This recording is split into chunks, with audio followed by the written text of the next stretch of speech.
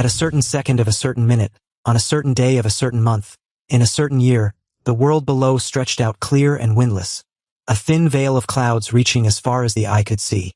He could estimate the passage of time only by the alternation of day and night, but after 100,000 cycles he no longer bothered to keep count. Gawain floated above it, his thoughts turning inward. He could no longer recall how long he had been in this state, nor could he picture his own form. He wondered whether this even qualified as transmigration. He was not a mystic who regarded life and death as meaningless. Rather, the crash of the plane in his previous life had forced him to confront the impermanence of both. Since then he had been drifting in the sky for an unfathomable number of centuries. His condition was strange. He could see, but he could feel nothing else. He did not know whether he was a lingering fragment of his soul or a corpse orbiting in space, but he was certain he was not drifting as a normal human. A human mind would have gone insane long ago. His memory, however, remained astonishingly intact. The final moments of his last life replayed with crystal clarity. The piercing screams, the alarms, the violently shaking aircraft, the world rolling outside the porthole, a neighbor failing to don an oxygen mask, the deafening roar as the plane disintegrated midair. When the thunderous noise faded, he opened his eyes to find himself adrift above a strange planet. He quickly realized the continents and oceans below were not Earth's. He spent a brief moment accepting that he was now in a foreign world, then a much longer stretch trying to discover how to stop floating. That goal proved impossible. He was stuck. His form allowed no mobility, only a fixed viewing angle. He could observe a limited patch of land and the surrounding sea, but he could not turn his head left or right, nor could he ever glimpse the stars. He even imagined that, if he could turn, perhaps a white-bearded god holding a light would appear, but flipping over was beyond his power. Nevertheless, after a long period of trial, Gawain discovered he could manipulate his field of vision. He could zoom in and out, effectively pulling and pushing his angle of view. The realization filled him with euphoria. He experimented with various zoom levels, eventually focusing on a lush, vibrant landmass teeming with life. He longed to scrutinize the daily lives of the pseudo-Earth people below, hoping it would ease his boredom. He zoomed in until every blade of grass and every tree came into sharp focus. At first, he despaired. None of the mammals had yet learned to walk upright. Yet his patience, which had been limited in his human life, proved boundless after transmigration. He waited as a troop of early primates eventually mastered bipedalism. Many years later, he witnessed the first humans discovering fire, sparked from flint. The ignition seemed to accelerate everything.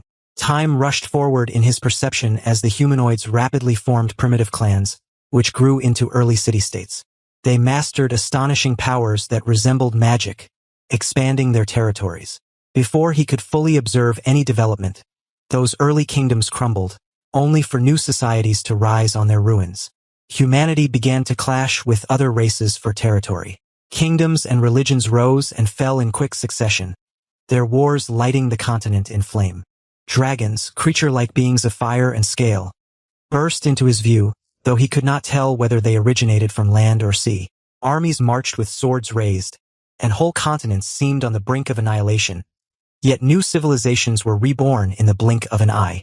For a time Gawain felt the world was speeding up, but later he realized it was his own perception that had leapt over vast stretches of history. His observations shifted from constant surveillance to intermittent glances spaced years or decades apart. When he finally re-engaged his thoughts, the flow returned seamlessly, and he sensed nothing amiss within himself. Then, like a flash of lightning, the words "impact incoming" struck his mind. The idea took centuries to settle, but as the phrase appeared, another kingdom fell from prosperity to ruin, mirroring the transformation he watched below. Gawain has no idea about what is going on, but he knows the situation is definitely not normal. From the images that only appear before him every few years and then rapidly sweep past his vision, he realizes that his thoughts are on the verge of disappearing. His thoughts barely take up 1 second for every century that has passed. The breaks in his thoughts are lengthening too. He notices that the changes on the land are happening in an unimaginably queer way, and the rapidly evolving slides he schemes over are now almost indecipherable.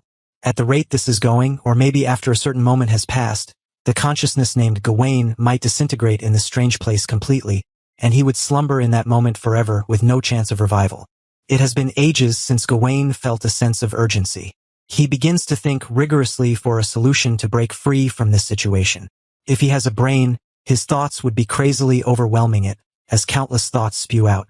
However, the rapidly changing slideshow on the land shows him that his mind has slowed down to 1 frame per 1,000 years. Of course, putting it this way seems like an exaggeration, but his actual situation is not any better than before. He repeats the desperate mantra in his mind. Break free from this situation. Break free from this. Break free. Break free. No matter the means or method, he has to break out of this, even if he has to return to that crashing plane.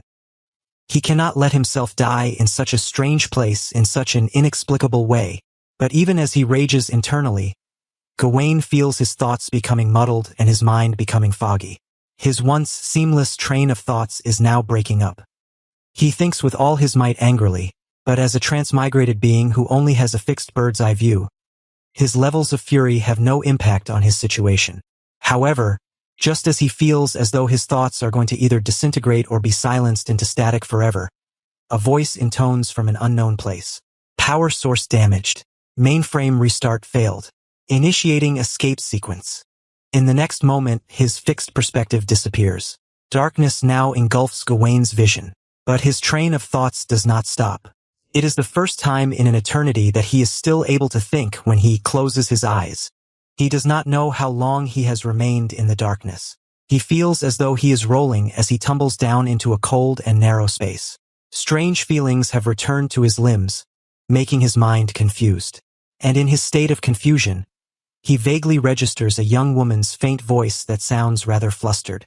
Don't kill me yet. Your ancestor rattling in his coffin is a more pressing matter. The lid is about to blow. Chapter 2. What it was like to crawl out of a coffin after transmigrating. The heavy stone door slowly grinds shut, powered by an ancient spell. Its magic seeps through the gaps between the door and the wall, forming a complete seal that cuts off the nightmarish world outside. They are now impervious to the shouts of the guard captain, the screams of the injured and dying, and better yet, the roars and howls of the terrible, wretched monsters, all noise silenced by the thick stone and steel separating them. Even though everyone knows this barrier is only temporary, Rebecca still lets out a long sigh of relief in this lull of the racket. She wishes the hell outside were merely a nightmare. However, in the next second, Rebecca shakes her head vigorously, thoroughly casting off the weakness that had manifested from her mind. The hefty rock will not serve to provide safety for long, but might weaken her will as it lets her indulge in a fleeting moment of security. With that thought, the young successor of the Cecil clan cannot help gripping onto her already dimmed staff, hoping that this weapon can instill more courage in her.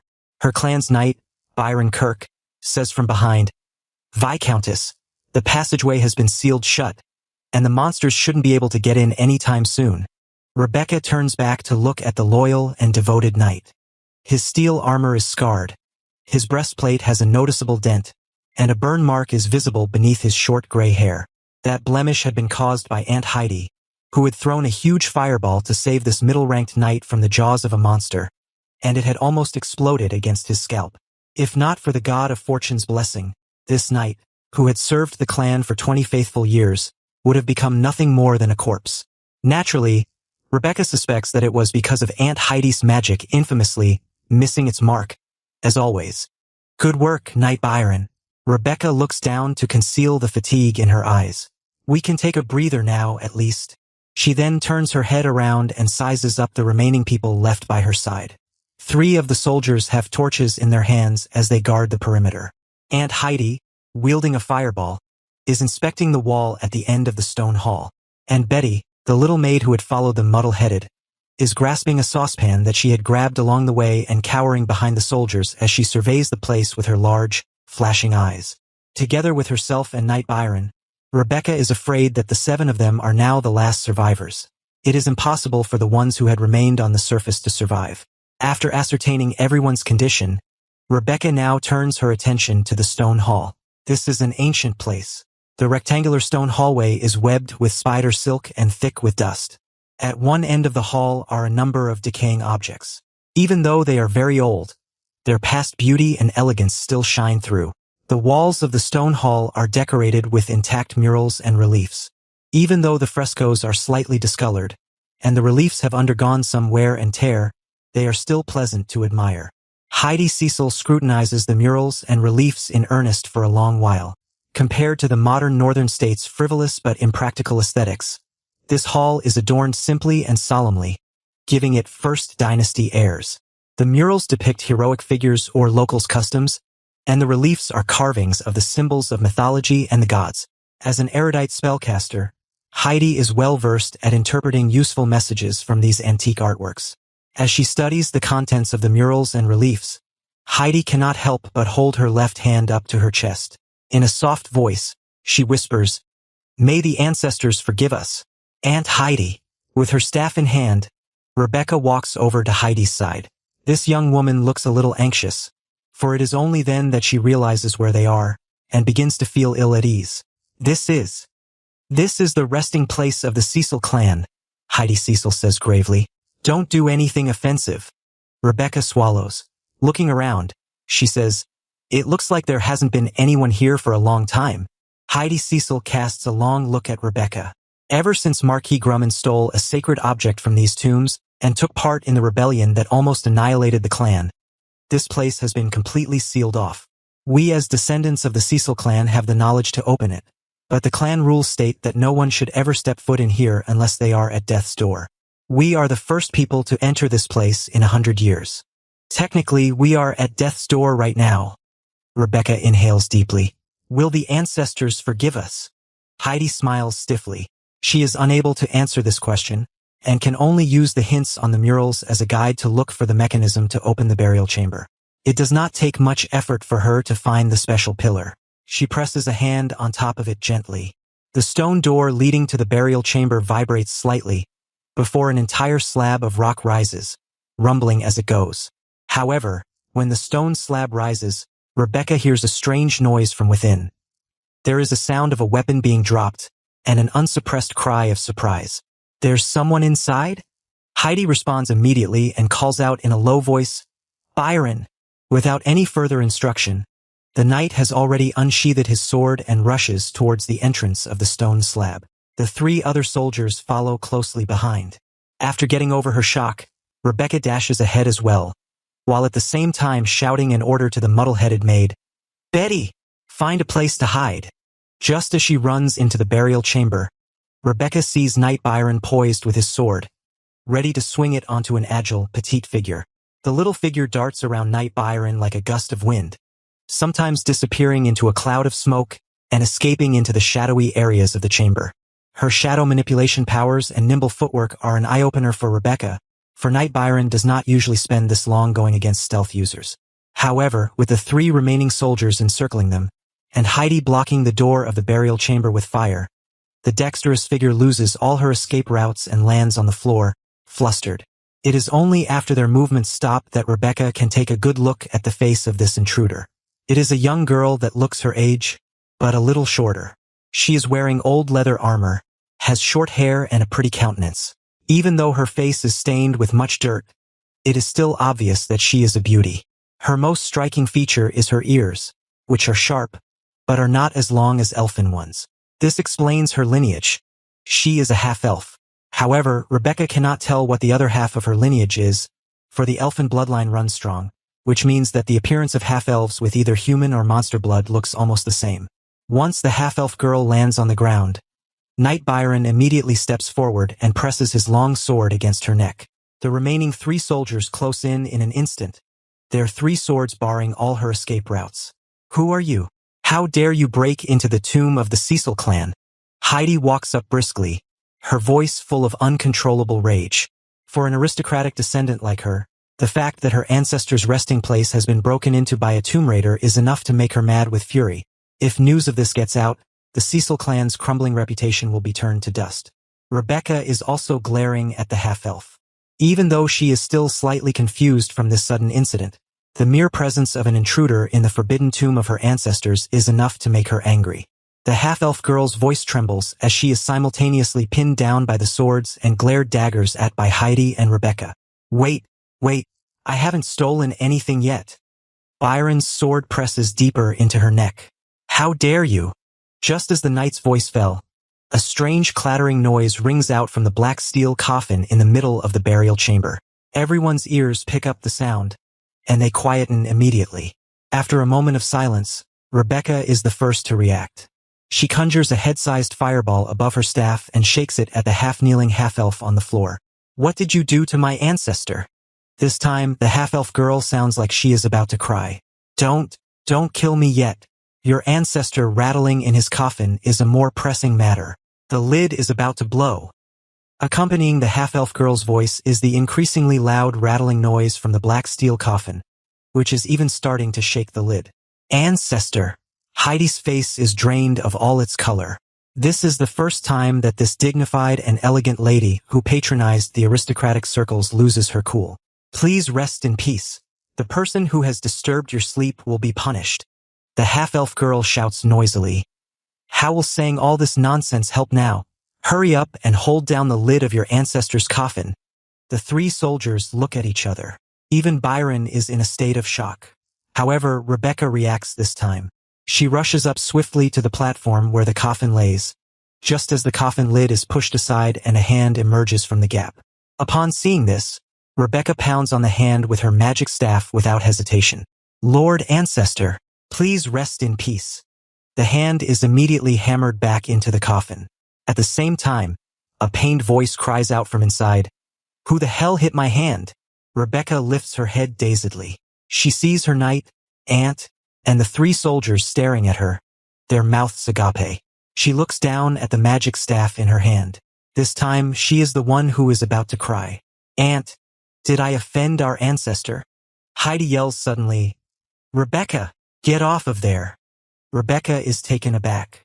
"Aunt, this could be a resurrection of the dead." Heidi's face is deathly pale. Or it could mean that those monsters have defiled the sacred remains of our ancestors. The possibility of this makes Rebecca break out in cold sweat. Just as she is about to jump off the platform and hide behind the soldiers, the heavy lid of the black steel coffin rattles again, and this time the person inside the coffin uses their full strength, causing the coffin lid to detach, flying into the air. Afterwards, a majestic-looking man with short brown hair and dressed in ancient aristocratic garb sits up from the coffin. The half-elf girl, who is half-kneeling on the ground, turns to look at the scene and cannot help but let out a long sigh. "See, your ancestor has fully risen from the dead." Chapter 3. Finally able to move, Gawain is in a serious state of confusion, having just sat up from what is probably a black metal box. Even the act of sitting up is done subconsciously. His brain is being assaulted by a sense of disorientation and vertigo he has never experienced before. His ears are ringing loudly, his entire body is feeling all sorts of crazy sensations, and his eyes are not only seeing quadruple, but two of the images he is seeing are even in black and white. However, amidst this chaos, his ability to think is not quite annihilated. Perhaps he should thank whoever had hit him with a stick earlier, for it smacked a precious moment of clarity into him just as he is almost swallowed by the insanity.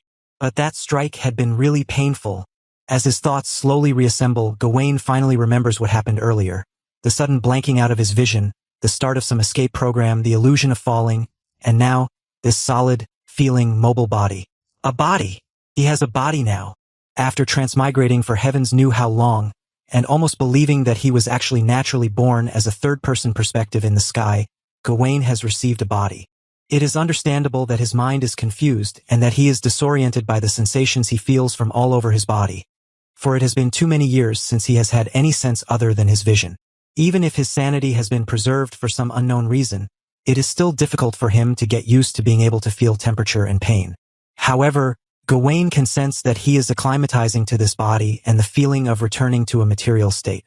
As the vertigo in his brain subsides a little, the disturbing quadruple images that his eyes had been seeing return to normal, and his surroundings now come into view.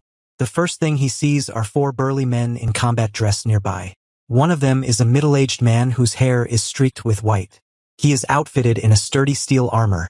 He holds a long silver sword, and looks so muscular that even his face looks like it is ripped. The other three men's armor and weapons are obviously much simpler, and show signs of being mass-manufactured. A petite girl is kneeling on the floor, subdued by these large men. Because of the way her hair is falling across her face, he cannot see what she looks like, but he notices the sharp ears sticking out of it. Farther away stands a woman in a long red dress. Gawain cannot help but do a double take at her, for she has an hourglass figure that is complemented by elegance and maturity. This also makes him quickly aware of the plain anxiety and fear reflected in this aristocratic and mature lady's eyes. However, a noise nearby instantly absorbs Gawain's attention. He turns his head and sees a young girl who looks at most 16 or 17 jumping down from the stone platform he is on in a panic. In the girl's hand is a metal staff that looks like it could deliver painful smacks. Connecting the dots, Gawain's expression turns a little strange suddenly. Just now, you were the one who hit me, right? The words that come out of his mouth immediately stun him. They are not in Mandarin, but a language he has never heard of before. However, these foreign words seem to flow off his tongue as though he had been born knowing them. Rebecca, unaware of the chaotic thoughts that are rioting in her ancestor's mind right now, looks like she is about to cry. This noble maiden, who has just inherited the title of Viscountess and suffered under great changes, apologizes profusely. Lord Ancestor, I'm sorry. Gawain has not understood what is happening yet. Even though he has observed this world for ages, this is the first time his perspective has been changed to that of a first-person one, and he is just as stunned as everyone present, or even more so. Who are you? The gorgeous aristocratic woman in the red dress looks like the calmest person on hand. After Gawain has sat up and started a conversation spontaneously, the fear and anxiety on her face have lessened greatly, and it is her that steps forward at this moment. Even though she looks wary, she still speaks with composure. Do you know who you are? Me? Gawain freezes for a moment. Right before he is about to say his name, he quivers, realizing that he is a different person now. He looks down at the box he is in. Even though the design is a little unusual, this thing is definitely a coffin. Glancing at his surroundings again, he notices that even though it is more spacious than his home in his past life, it clearly resembles a tomb no matter how he looks at it. Then, thinking about the expressions of the people around him, Gawain realizes one thing. He looks like a corpse that has come back to life. If he were to introduce himself as someone who does not have the same name as this corpse, he would surely be killed off as a monster by these people. What had the young girl called him earlier? Lord Ancestor, was it? If so, he can make a bold guess that he is possessing her ancestor's body. Whatever their ancestor had eaten that still made this body not decay even after so many years is not his concern right now. More importantly, he is a foreign soul possessing their ancestor's body, lying in their ancestor's tomb, and even delivered a kick that sent their ancestor's coffin lid flying. If he is exposed now, embarrassment would not even begin to describe what he would be feeling. With that reasoning, Gawain looks down and pretends to be deep in thought, while in reality, he is rapidly thinking of excuses to provide, such as having memory confusion after such a long sleep. However, just as he gathers his wits about him, a powerful wave of dizziness strikes him. He had just gotten used to his new body with some difficulty and shed the vertigo, only to be attacked by a second round of faintness. His body almost collapses back into the coffin, and the aristocratic woman raises her magic staff in the instant she sees Gawain's strange motion. She is on the verge of lobbing a fireball right into her ancestor's face when Gawain's low voice pipes up, interrupting her gesture. Gawain Cecil. I'm Gawain Cecil, a pioneer of the Anzu kingdom. What century is this? Gawain lifts his head slowly as he speaks. His gaze is as calm and deep as the sea. The thoughts in his mind, however, are as turbulent as crashing waves. The memories belonging to Gawain Cecil are pouring out in a mad rush, but they are being categorized and recorded as though his brain is a computer's hard drive. In the brief moment of his dizziness, his mind has retrieved the information that is easiest to understand and made him aware of the identity he is supposed to mimic. The biggest surprise is the corpse's name. He is also named Gawain. It is just that this Gawain does not hold the surname of Gao, but has a different one, Cecil. Was this some kind of coincidence?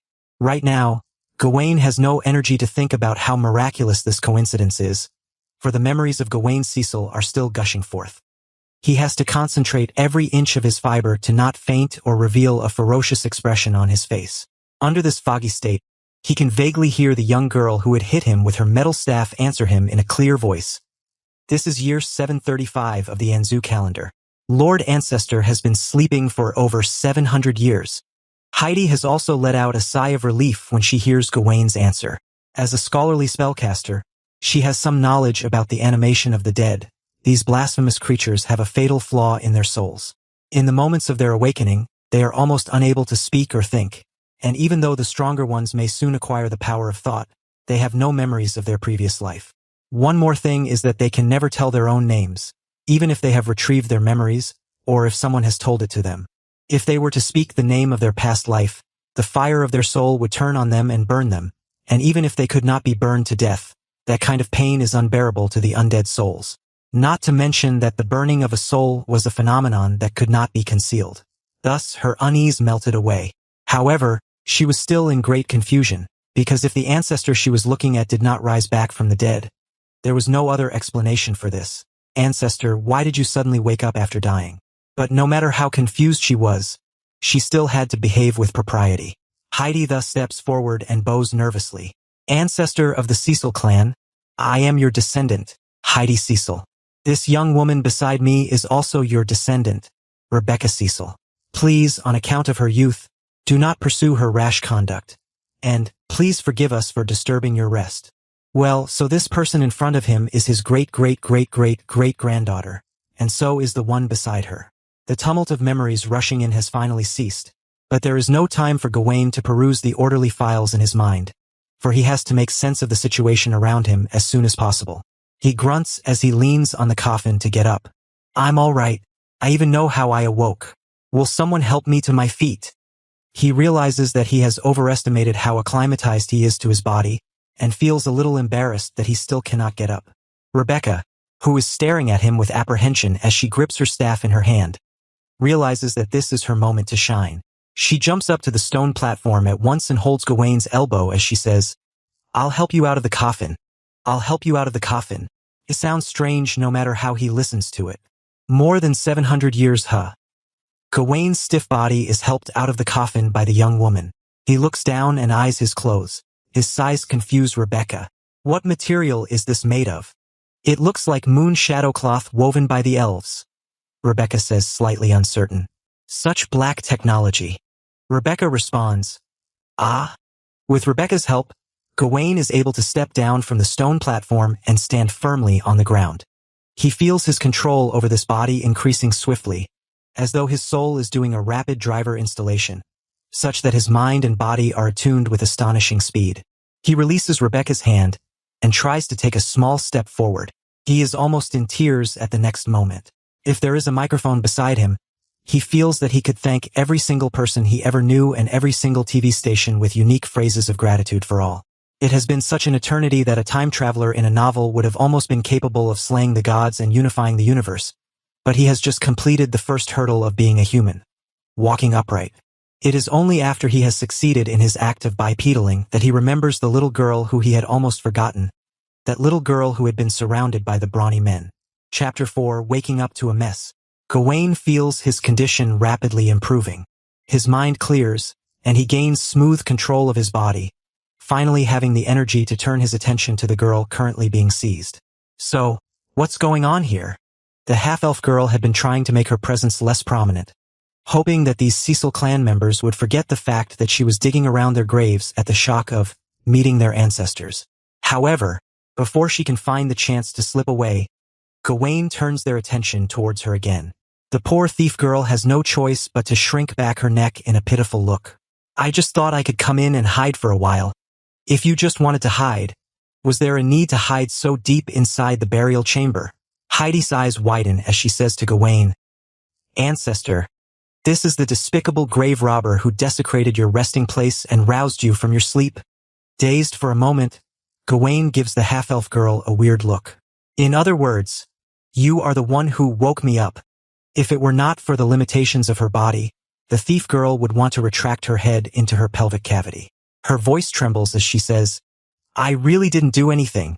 I was only trying to find a safe place to hide at first. But when I came in, my occupational habit acted up, and I ended up in the burial chamber. But when I got here, I didn't. Gawain thinks for a moment and says very seriously, In any case, thank you. Says the thief girl. Ha! Rebecca, Heidi, and everyone else respond. Gawain clears his throat, realizing something is not right about that. But he cannot retract his words anymore. so he puts on a bold face. Cough cough, let her go. It doesn't look good for big men like you to be seizing a little girl like this. He quickly adds, this is no act of chivalry. Yeah, it's not chivalry. Heidi's countenance is painted with hesitance. But ancestor, I want to thank her for waking me up from my sleep. Gawain waves his hand and says, let her go. I have no problems with it. Do you? Knight Byron gives the Cecil ancestor an odd look. In the end, he draws back his long sword upon seeing Heidi's hinting glance. The 3 soldiers beside him follow after and step back. The half-elf girl looks around. After confirming that she is not in the middle of some prank, she stands up cautiously and seeks confirmation with Gawain.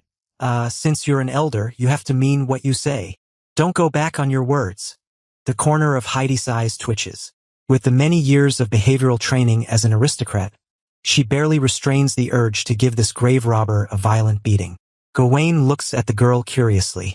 From the memory he has just inherited, he is able to determine that she should be a half-elf. What is your name?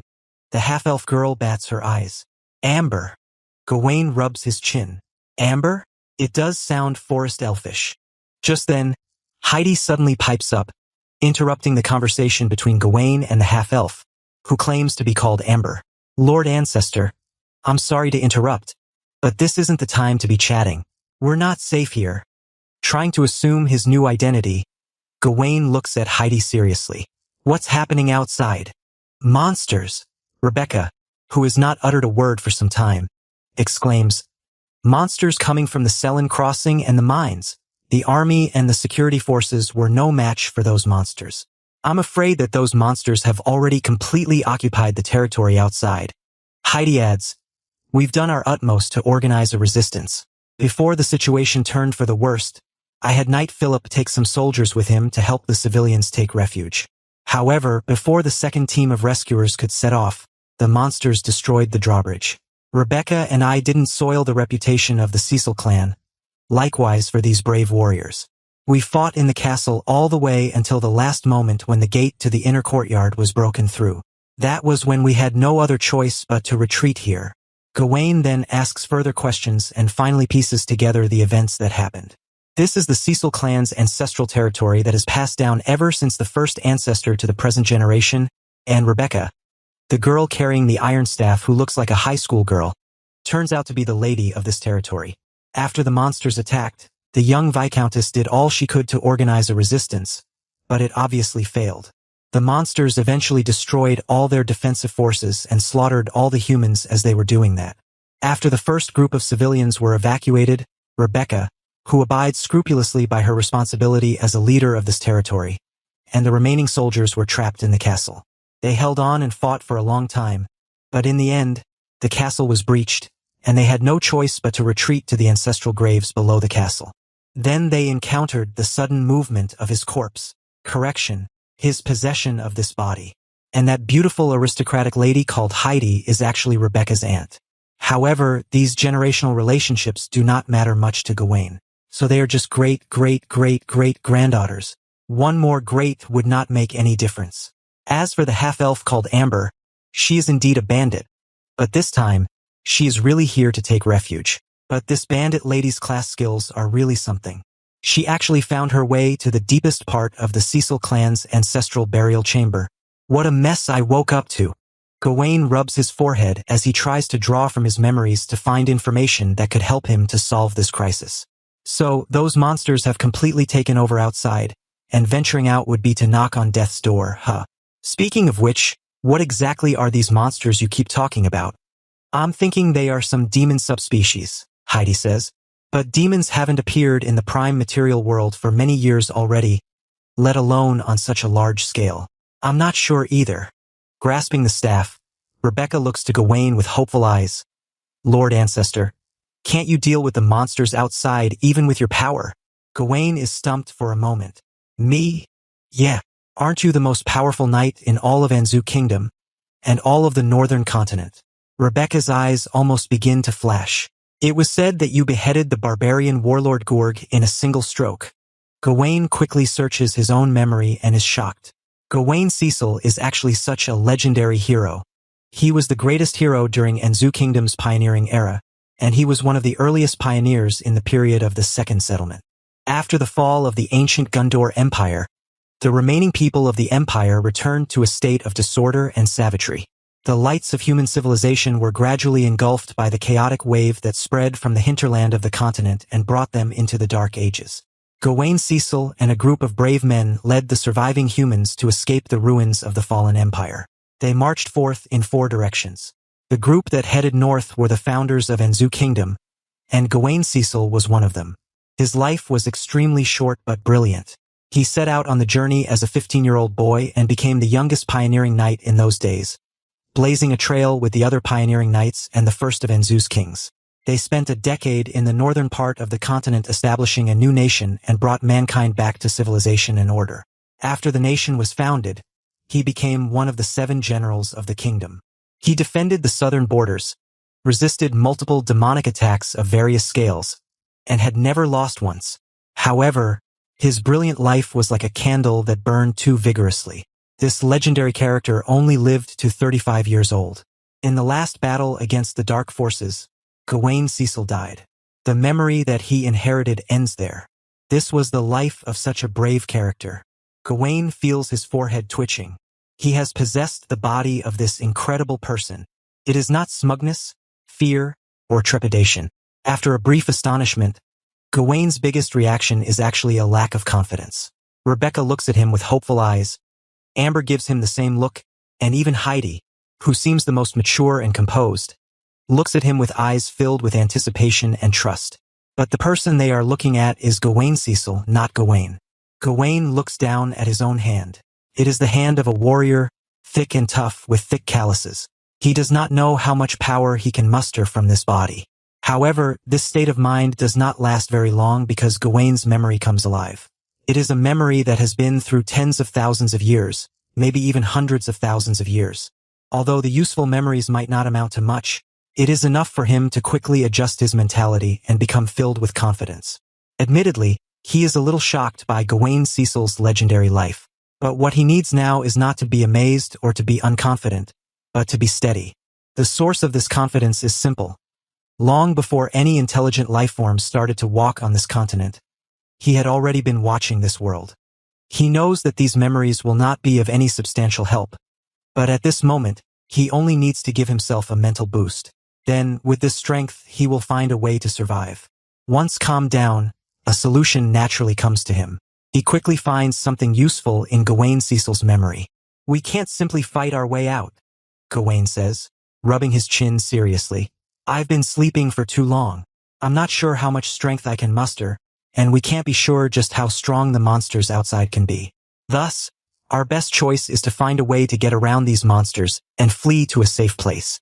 Rebecca points out, "But the drawbridge has been destroyed, and several other roads have been blocked."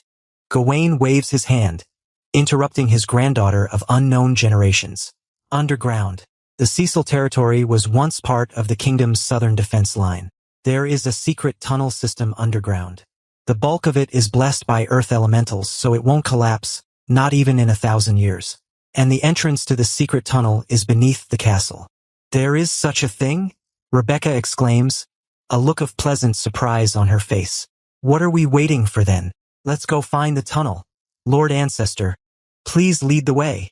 "But there's a problem," Gawain says, spreading his hands. "I only know how to get there from the castle, but I don't know the way there from the tomb." Rebecca is surprised. "You don't know the way even after being here for so long?" she asks. Gawain offers a silent stare. Knight Byron and the soldiers also remain silent. Heidi's face grows pale.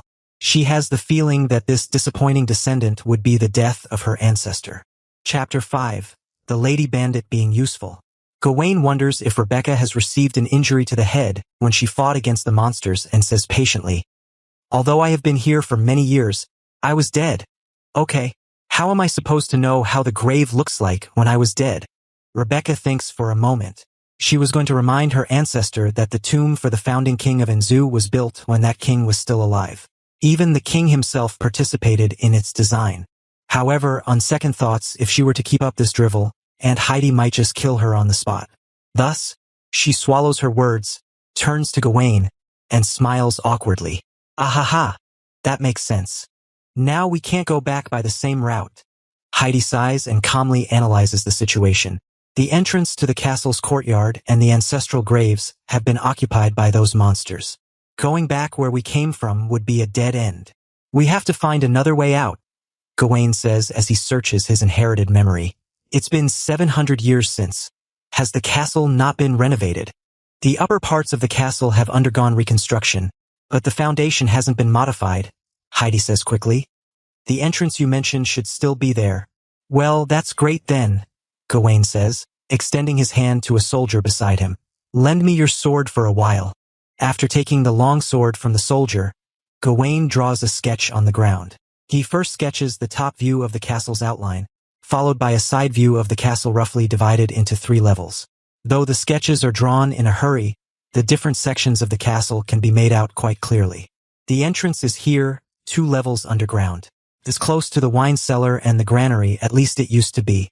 There are 2 passages to get here, but we would have to enter these passages from the surface, so this is probably not feasible. Rebecca looks curiously at Gawain's sketches. The wine cellar and granary are still there, but I never knew a 3rd room existed. It's not a room, but a mezzanine, built with some architectural tricks. It's hidden between the wall and supporting beams. Gawain chuckles. This piece of land wasn't very peaceful back then. Located at the border, the monsters emerging from the wasteland of Gondor and the soldiers of the old empire who had gone mad would come to attack every 10 to 15 days. The Cecil pioneers pretty much built this according to the demands of a stronghold during a war. In these situations, the hidden passageways and levels were indispensable.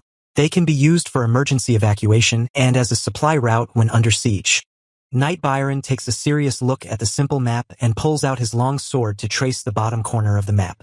So we have to advance to the entrance at the 2nd level of the castle, and not pass through the courtyard or the passages on the ground floor. This is where we are. The ancestral tomb is an underground structure built in the southeast section of the castle. It coincides with about 1/3 of the castle's structural base. In this overlapping area, there should be a passage. Gawain interrupts Byron. The tomb was built 700 years ago. These craftsmen were the same ones who built the fortress. These buildings were built in accordance to the standards and regulations then. They must have made an alternative route. With that said, he gives Rebecca a strange look. You really don't know anything about this? This knowledge should have been passed down in the Cecil clan through the generations. Rebecca looks down, embarrassed. Ancestor, we failed to live up to the glory that you have fought to bring to the family. Heidi bites her lip. With a troubled look, she says, the Cecil clan has been through many things in these 700 years. All right, I know. Gawain waves his hand. This is not the time for telling stories. After we get out of here, I'll let you explain to me the things that happened these past 700 years. The matter at hand is to find the way to the hidden passageway from the tomb. Rebecca, Heidi, and Byron squat down and study the sketch. Though they are familiar with the Cecil clan's castle, they are not familiar with how the tomb was constructed. This 700-year-old tomb is not just some tourist attraction that could be entered for 2 silver coins, let alone somewhere they could take a stroll around every few days. Even before the tomb was sealed 100 years ago, the descendants of the Cecil clan could only enter the tomb on a few rare occasions in their lifetime, and they are also not allowed to go near their ancestors' resting grounds. How would they know where the hidden passageway is? In the face of this problem, even Gawain's memory cannot be of any help. After all, he certainly did not expect that sometime in the future, he would rise up and find a way out of there. But just as they are unable to find a solution, Amber, who stays obediently in a corner, suddenly speaks up, "Hey, I might know a way." Immediately, everyone in the tomb turns their attention to the half-elf thief. Amber's neck cringes back. Heidi frowns. "How do you know?" Amber is a little scared, but upon seeing the encouraging look from Gawain, she grows bold. "That's where I came in from. It should be in the same direction. I'm guessing that is the hidden passageway." Gawain nods. "Good. You lead the way." Amber pats her chest. "As long as you forget that I dug through your ancestors' graves." Heidi glares at the blabbering half-elf, grabs her staff, and walks toward the tomb's entrance. Gawain, however, stops before going on his way. "Lord Ancestor?" Rebecca looks at him curiously. "I need a weapon too," Gawain says. Though he is not the legendary duke who opened up the new territory 700 years ago, he still has the common sense to find a weapon to defend himself in a dangerous place like this. His eyes scan the tomb. A soldier undoes his belt and sword at his waist and is ready to hand it over, but Gawain waves his hand and declines the soldier's offering. Guided by his memory, he goes to the black steel coffin and pokes his head into the coffin in search of something. From within the coffin, he finds a heavy long sword that is entirely black except for a faint tinge of red on the blade near the hilt. The moment he wields the long sword, a familiar feeling arises. It is as if every wrinkle on the handle of the sword fits seamlessly with the lines of his palm. Gawain instinctively swings the long sword around. Every swing feels like the result of tons of practice. He knows that this is the muscle memory left in the body. Even with a different soul, every piece of his muscles still remembers how to use this weapon. Though it is a pleasant surprise, it is not too unexpected. Besides the remnant muscle memories, he can also access all of Gawain Cecil's information on combat.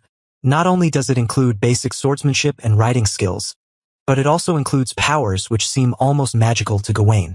This part of the knowledge excites him, but this is not the time for him to experiment and learn about it. First, he should deal with this terrible situation.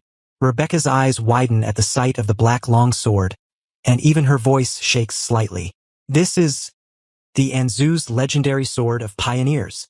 Hearing that, Heidi, who has already walked to the entrance, immediately turns back. She stares fixedly at the sword in Gawain's hand, unable to hide her excitement in her expression. The sword of pioneers. Currently, it's just a sharp sword, Gawain sighs. It has already been 700 years since then. Even if the weapon received elven blessings to be protected from wear and decay, the magic within has already been dispersed. I don't know how long it would take to recharge it.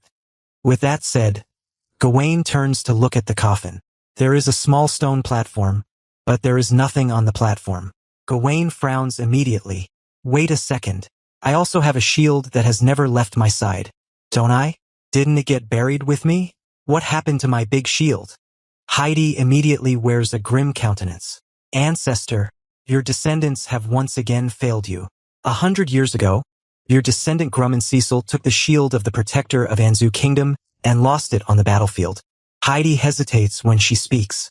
Obviously, there are many things that she leaves out.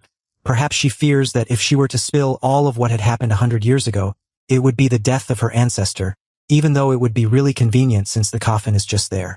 Though Gawain notices Heidi's hesitation, he does not expose her. Instead, he frowns and berates. What a disgrace. Luckily, the sword was still in the coffin. At least, that Grumman hadn't gotten so crazy to the point of taking my whole outfit from the coffin. Heidi and Rebecca can only look down as they listen with cold sweat on their faces. Their ancestor has come out of his coffin to berate their grandfather. This is something beyond fantasy. As juniors, every breath they take is extremely pressuring. Fortunately, Gawain is only slightly annoyed that he is short of a piece of equipment he could use. After the brief berating, he takes everyone to leave the tomb.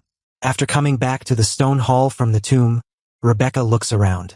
Then she waves her hand to one of the corners of the wall. Betty, come out. It's safe now.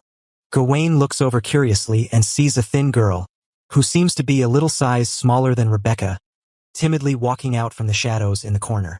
The young lady is wearing a skirt made of coarse material. There are adolescent freckles on her face, and her flaxen hair is loose behind her head as she holds on tightly to a pan in her hand. Upon seeing Gawain, apprehension comes over the expression of the young lady called Betty.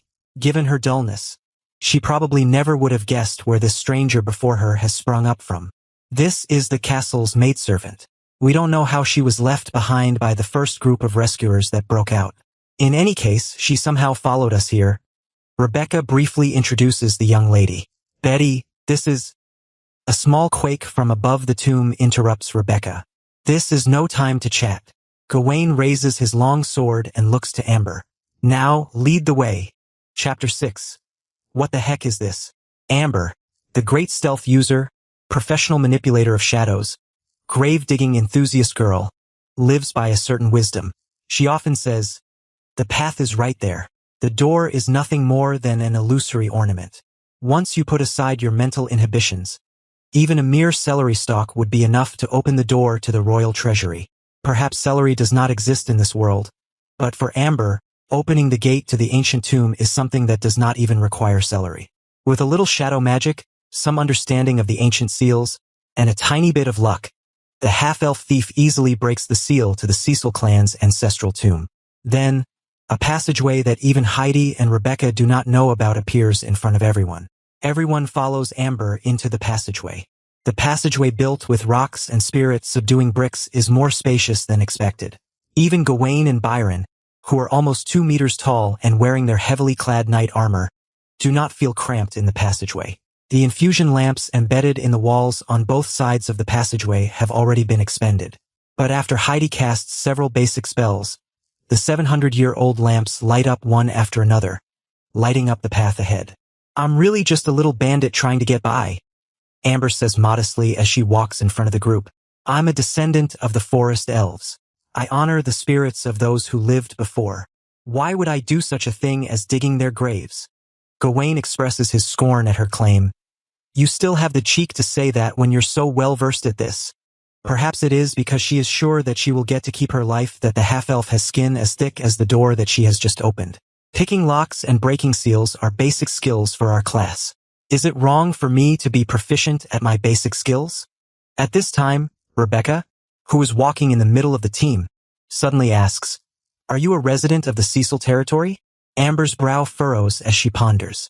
"I lived here for several years, but I haven't applied to become a formal resident. But according to the rules of the Cecil territory, if you live for more than 3 years here and pay taxes on time, you're counted as a resident. So do you think I'm a resident?" Rebecca shakes her head. "If you didn't apply, then you're not a resident." "Oh," Amber drags the syllable. "Why do you ask then?" "I'm the lady of Cecil territory," Rebecca says seriously.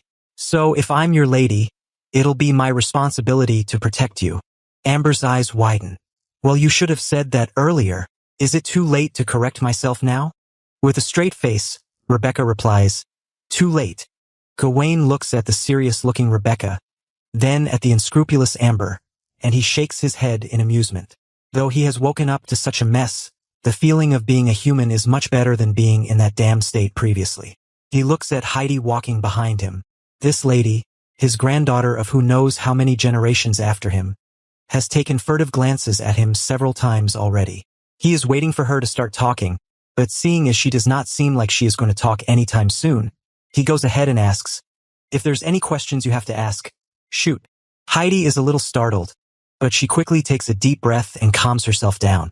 Staring at Gawain's face that looks exactly like the portrait in her clan, she carefully words, "Ancestor, I still can't believe that you really are.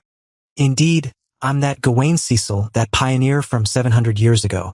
I can recite the 30 years of everything I experienced in my life, or would you like me to tell you about the times during the second settlement? But to be honest, I'm afraid all these wouldn't be much proof. A good historian might be able to talk about all these things and be more convincing than me. After all, I'm not that eloquent." Gawain shrugs. "You wanted to confirm that I'm the real person, right?" "Please forgive me for having doubts," Heidi says anxiously. "But it is indeed quite, although there have been stories about resurrections since ancient times, it is quite another matter to see it with my own eyes. I heard that there are some paladins and moon elves that could go into suspended animation for years and even up to decades, relying on the power of the holy light and the secrets of elven arts to preserve their soul and life force, but I've never heard of human knights capable of doing that. Besides, you were dead for 700 years. To tell you the truth, I don't know what's going on as well," Gawain says, shaking his head, although he feels a great urge to fabricate an intricate and logical theory just to scare his great-great-great-granddaughter. He cannot come up with such a theory from his own knowledge or Gawain Cecil's memories. Thus, he bluntly admits that he has no clue how this could all be explained. "Perhaps it has something to do with what I've been through in the past. You know that I've received blessings from the elementals back when I was leading pioneers to venture into the wilderness. It probably did something to my body." "Oh," Heidi remarks incredulously before suddenly looking up at the path ahead. "There is airflow," she says in a low voice, "and the magic feels different. We're probably close to the end of the tomb." Gawain nods, grasping tightly in his hand the sword of pioneers as a vague feeling of uneasiness heightens his guard for danger that could lie ahead. "Be on guard," says Knight Byron, who is walking with Amber at the front of the pack, as he seems to have sensed something as well. Unsheathing his steel broadsword, he casually brushes his other hand along the blade, and the blade is illuminated with a bright light. You three, guard the rear. The three soldiers are ready to battle. Though they have only the most basic combat class, they have, after all, managed to live through defending against the monsters. As soldiers trained by the Cecil clan themselves, their current fearlessness and composure quickly alleviate the nervousness in Amber and Betty, the maidservant who is at the center of the group. Though the passageway is long, it will soon lead to its end. On both sides of the stone walls, the spirit-subduing stones embedded every 10 meters that mark the tomb area come to an end. Something like a crossroad with a more open space appears up ahead. This is the intersection of the tomb and the castle's underground system. It is also the center of the network of ancient hidden passageways. Amber points to one of the paths at the crossroad and says, "That's where I came in from. It leads to a dry well outside the castle, but it's probably occupied by monsters now." Gawain looks to Heidi. "Where is West?" Heidi draws a simple magic symbol in the air, and the symbol turns into a glowing ribbon, waving as it points to a certain direction. "Over there," Gawain says, but just as his voice falls, he suddenly senses danger. Before he can even give it a thought, his seasoned body has already reacted. With almost pure instinct, he raises the sword of pioneers in a parrying motion, and he immediately feels a shock through the sword as though he is hit by a hammer. His body shakes a little, but he steadies himself. Then the attacker finally appears before everyone. With what seems like faint murmurings, three tall, swaying figures come walking out from one of the dark tunnels at the crossroad. They definitely do not look like something out of the natural world. They are more like the monsters that are created and put together using the dark arts of necromancers and warlocks. At nearly 3 meters tall, they are like shriveled and deformed giants, but their bodies are made of mud-like amorphous substance. The mud-like substance undulates and bubbles on the surface of their bodies and occasionally exposes the red skeleton underneath. "Ah!" Rebecca exclaimed immediately upon seeing the three monsters, while Betty bit her lip as though she could be frightened to tears at any time.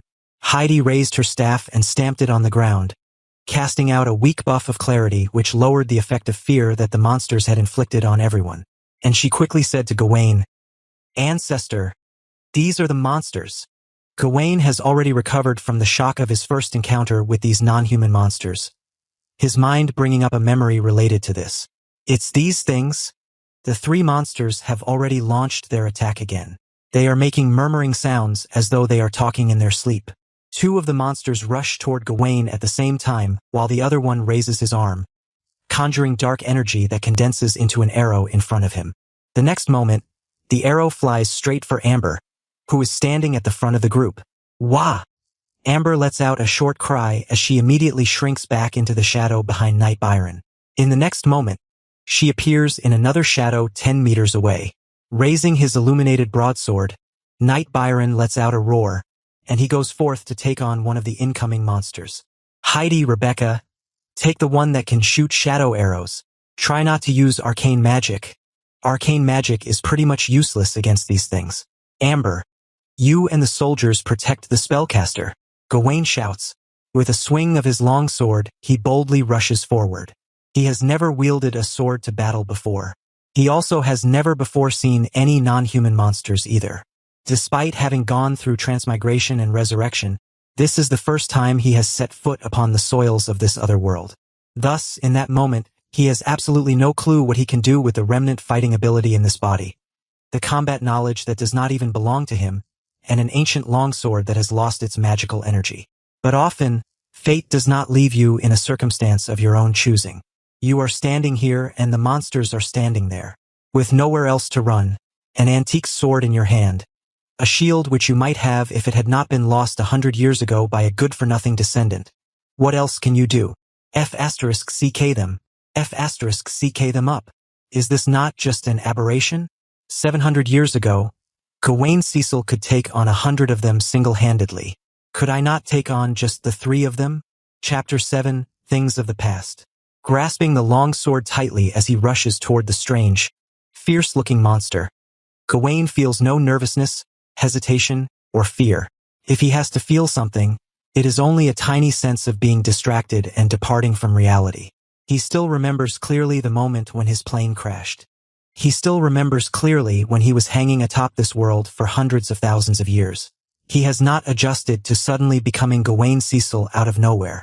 However, in that moment, he grasps the old family longsword tightly, throwing himself at a strange monster that might be a demon or an undead creature.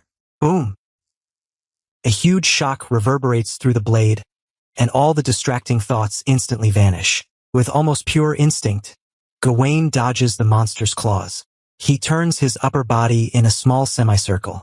The blade swings and draws an arc in the air, slashing toward the monster's shoulders. As the blade descends, he tries to utilize the power contained in this body, directing that power to the longsword in his hand. Upon stimulation by the power, the faint red thread on the blade near the hilt bursts with a red light. Like a flame, the light extends rapidly down the blade. As it burns with intense heat, even the surrounding air begins to distort. The 3-meter-tall monster senses the threat from the intense heat of the blade. Suddenly, with an agility that completely does not match its large figure, the monster leans back, and Gawain's slash misses the monster by a hair. For a moment, Gawain inevitably gets excited as he releases this magic-like supernatural power from his own hand for the first time. Perhaps it is this moment of excitement that makes him unable to grasp the rhythm of the first attack. But soon he composes himself and again infuses the power into the longsword. Sure enough, he can call upon Gawain Cecil's abilities. This body has not yet declined to the extent that no power can be mustered from it. Though he does not know how much power he can draw, it is a huge boost to Gawain's confidence.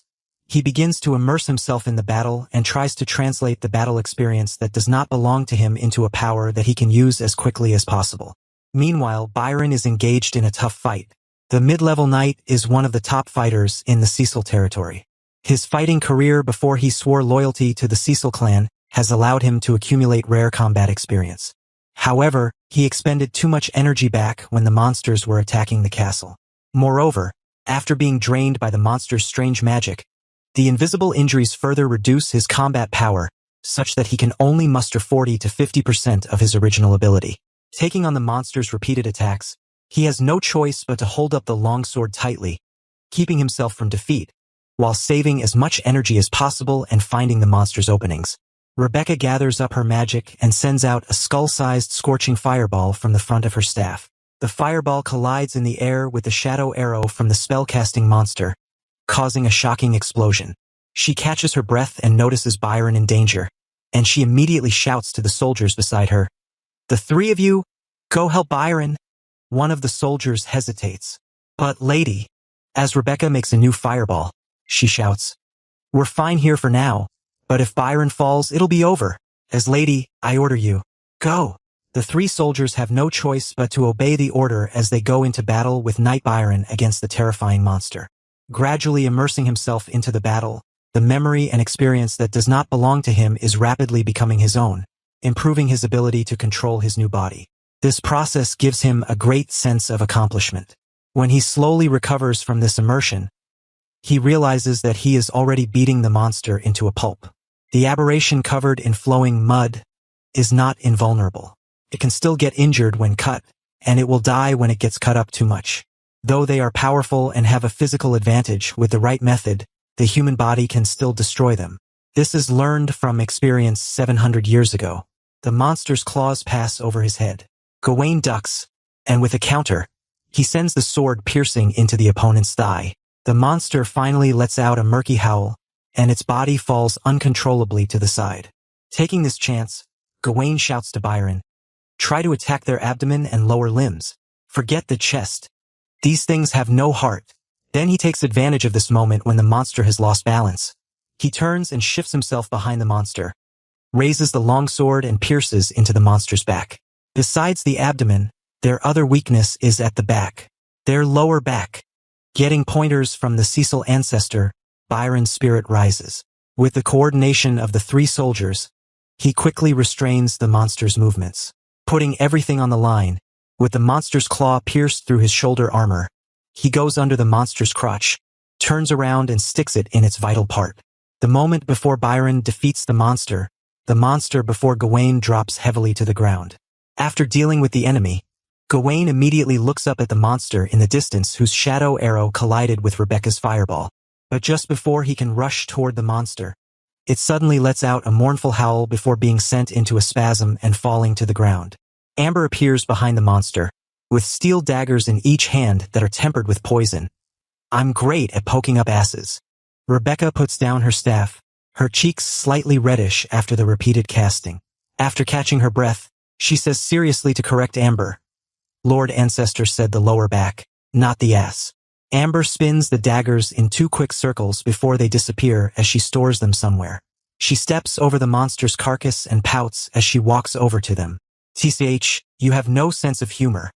After the monsters die, they begin to disintegrate rapidly. The muddy flowing substance on their bodies stops flowing. Then they gradually dry up, turn into crust, and lots of small cracks form. As the freely changing flesh sheds, the monsters quickly turn into a huge, contorted skeleton. Standing beside the monster he has killed, Gawain watches the decaying process, and he seems to mutter to himself, so it was these things that attacked the Cecil territory? Heidi looks at him curiously. Ancestor, do you know where these monsters come from?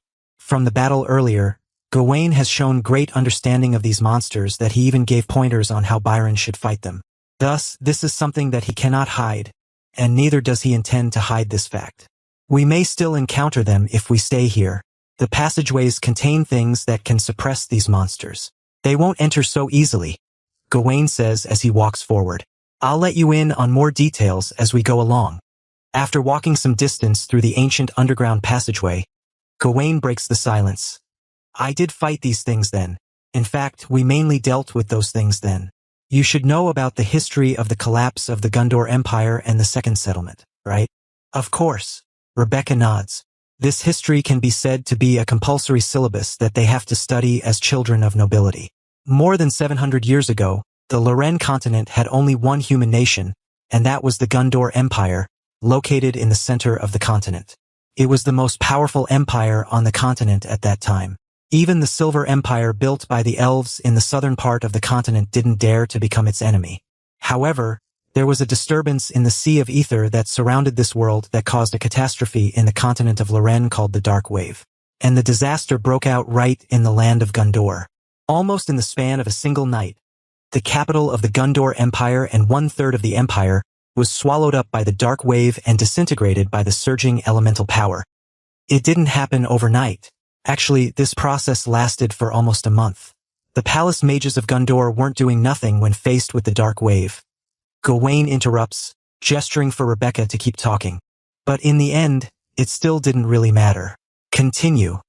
Rebecca blushes, her voice trembling like a child caught by her parents checking homework. After that, the magical tide spread out from the Gondor Empire and eventually completely destroyed the entire kingdom. That's how the Gondor Empire fell.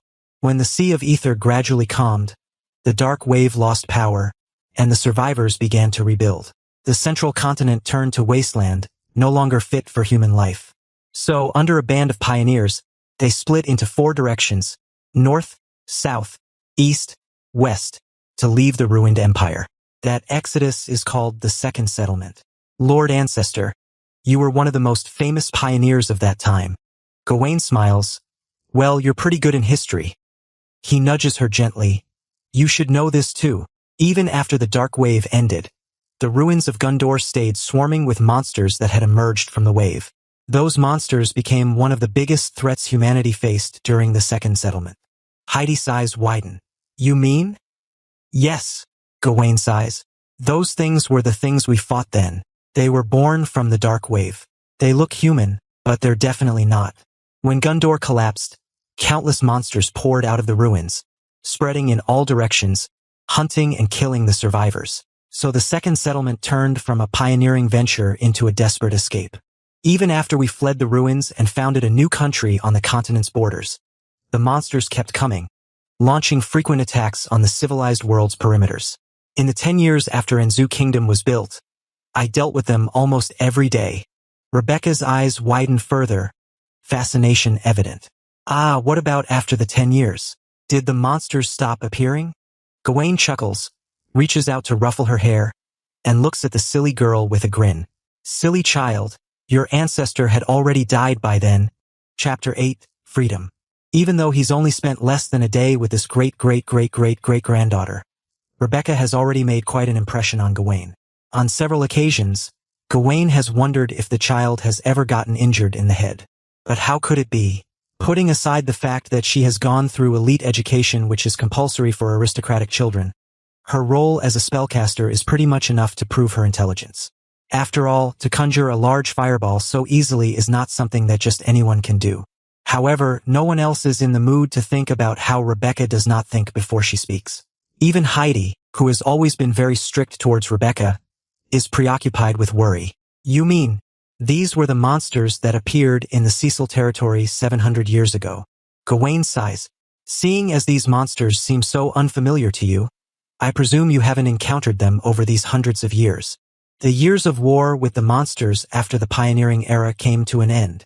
Heidi shakes her head lightly. Although there are records in the history books, the most recent records are at least 600 years old. According to what I've learned, the monsters that emerged from the ruins of the ancient empire did cause Enzo trouble for a long time, but ever since the elves helped humans to build the Sentinel Towers, those monsters were then relegated to stories and legends. Gawain frowns slightly. The Sentinel Towers. Elven buildings can't have failed so easily. We must report this to the king. Rebecca suddenly clenches her fist, her expression serious as she says, the monsters that disappeared without a trace hundreds of years ago has suddenly reappeared within the kingdom. We must send someone back quickly with this information. The Cecil territory has suffered heavy losses from this unforeseen disaster. We must seek help from the royal family.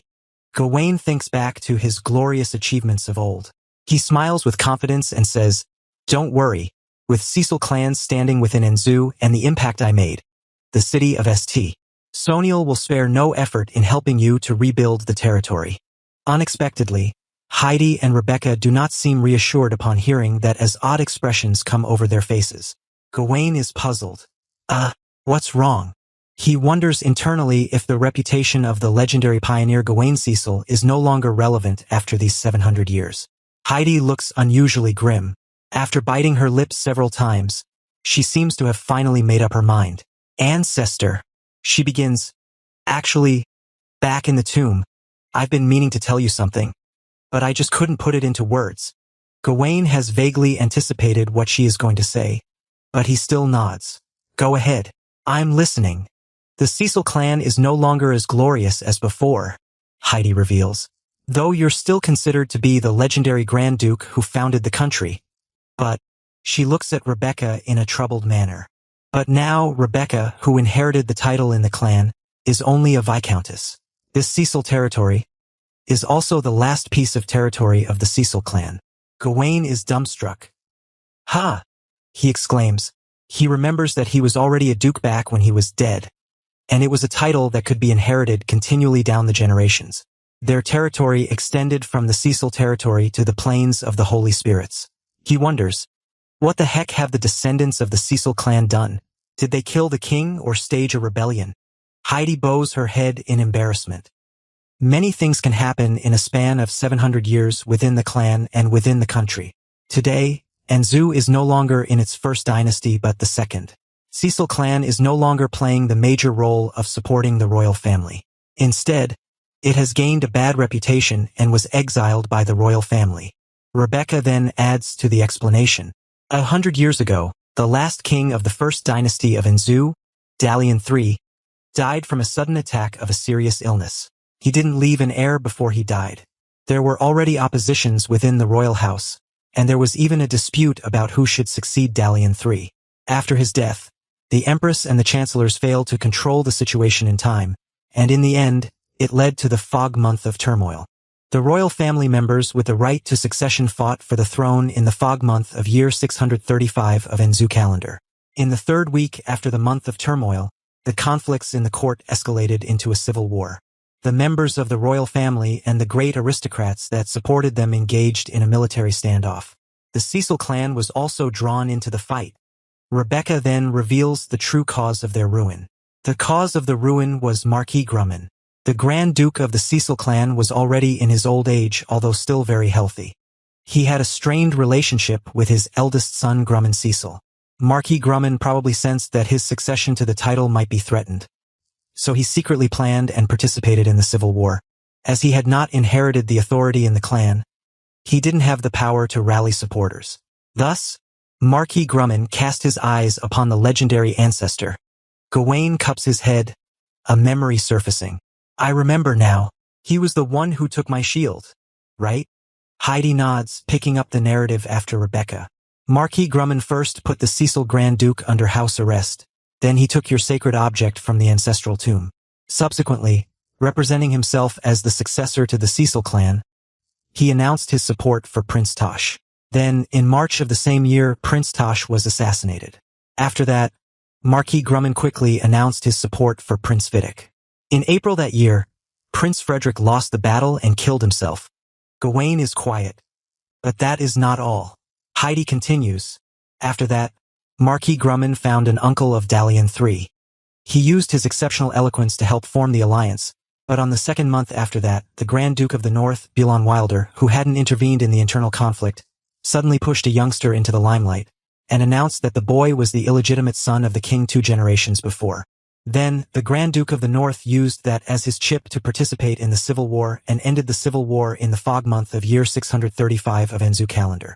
On the day before the Civil War ended, Marquis Grumman wanted to make the same move again, declaring his allegiance to the new king, but before he could make his statement, he was attacked by both the enemy and allies on the battlefield. He died in the melee. The second dynasty of Enzu then took over. Heidi concludes. Of course, calling it the second dynasty is still a sensitive topic up to this day. Just then, Amber, who has been quietly listening, says musingly, the whole farce only lasted for a year, but it caused such a big change to the whole kingdom. Who wouldn't have heard about this? Since the bastard child took on the throne, people have been calling it the Bastard War in private circles. Heidi explains. There were a large number of large aristocrats involved in the Civil War, so quite a few clans have been implicated, but this is after all part and parcel of aristocracy. Moreover, the kingdom was in extreme chaos at the start of the Second Dynasty, and the new king needed to reinstate order, and this required the power of the old aristocrats. Thus, most of the clans have not been brought to ruin except for those that have been switching sides like crazy. Gawain cannot help but twitch his mouth. As someone who has spent more than 100,000 years in the sky watching over the world, even he does not feel well hearing this whole history. He can only lament at how life is indeed more dramatic than they appeared in novels. At least novels had some basic logic. It is a wonder how Marquis Grumman could be so gifted in such a peculiar way. I don't think anyone could have switched sides more than Grumman Cecil, right? Heidi lowers her head and says, after that, the Cecil clan could never recover from that stumble. The fate of the clan could have been even worse, but because of your reputation and the efforts of the old Grand Duke, the clan's legacy was protected. It was just that the name Cecil could no longer play a central role in the kingdom, just like what you see. Gawain looks in the direction of Heidi's gaze, at Miss Rebecca Cecil, whose brain has been damaged. Rebecca notices Gawain's gaze and turns to look at him. Lord Ancestor. Gawain holds his forehead. How unfortunate. How unfortunate.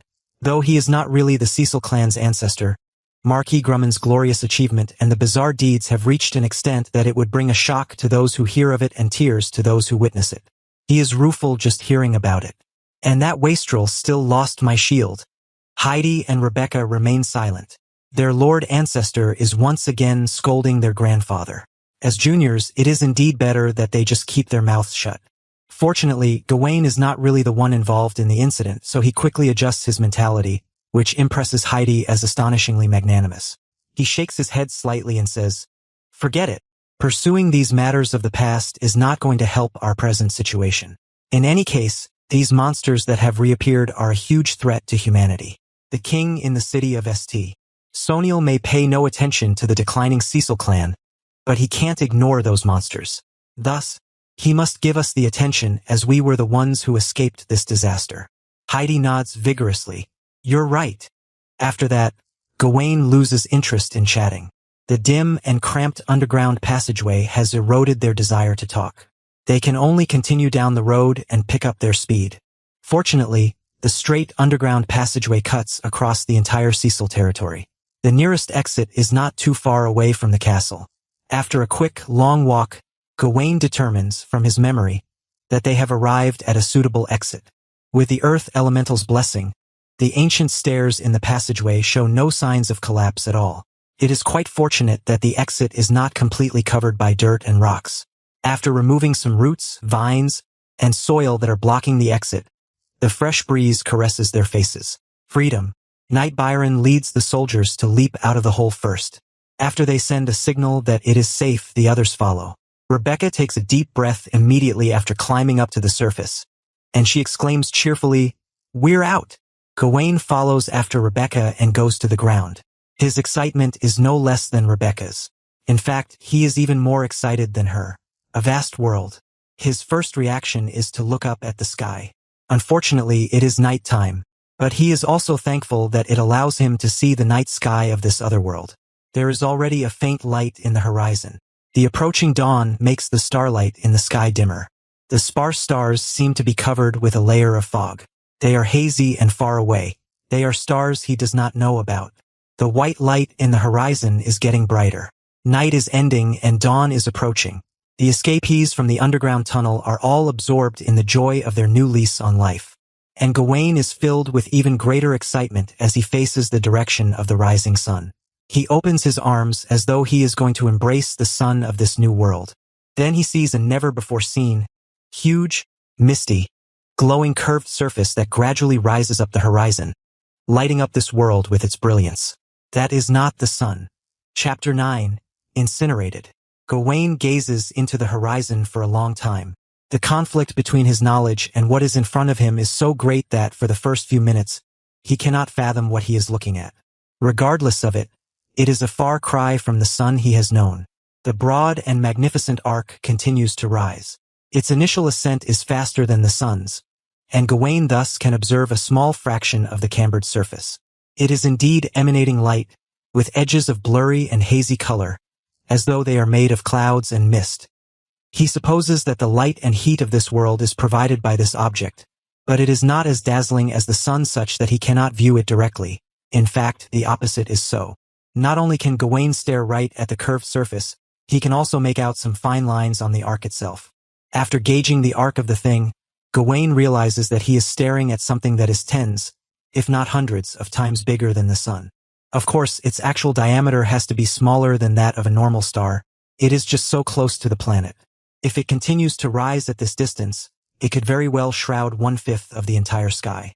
However, this is merely Gawain's subjective estimate, for he is feeling overwhelmed by this sight, and his judgment will inevitably be biased. It is hard to describe the sense of oppression that is brought about by watching a gigantic celestial body surging up in front of oneself. A quick search of Gawain Cecil's memory unsurprisingly turns up countless sunrises that are equally majestic.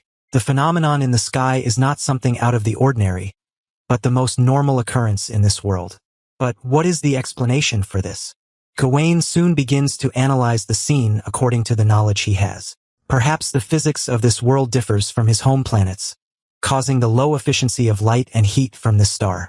This planet is probably very close to the star in order for it to appear so large, and maybe the reason the Earth is yet to be incinerated is because the supposed star is not a sun at all, but a hole that radiates light and heat, or is a thingamajig that is not scientific but magical.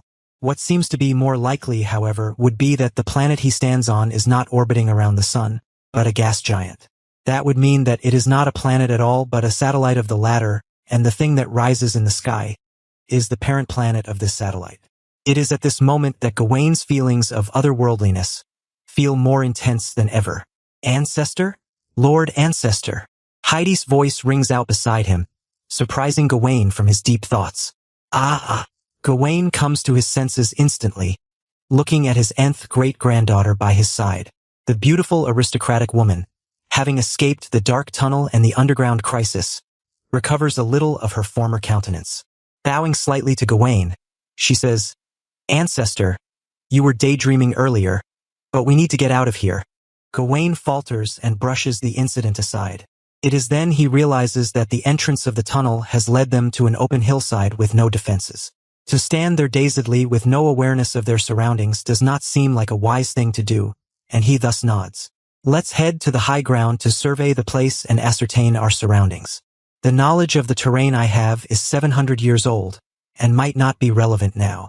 Thus, under the direction of Gawain, the party advances up the hillside a little. On the way, Gawain cannot help but look up at the large sun several times.